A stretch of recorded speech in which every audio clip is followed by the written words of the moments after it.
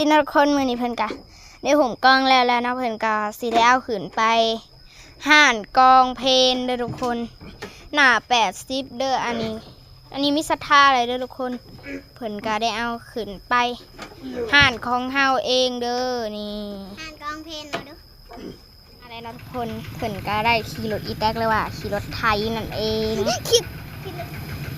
เพิ่นกะได้เอาขึ้นมาไว้ห่านเฮาเนาะเพื่อจะได้ขายเนาะอันนี้มีศรัทธาเลยเด้อกองหน้า80นี่เมืองจำพรแข้งสวรรณเขตของเฮาเองนะทุกคน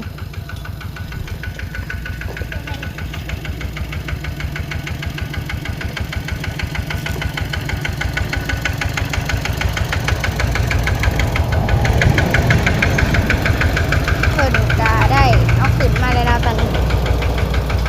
นี่เลยเพิ่นกะ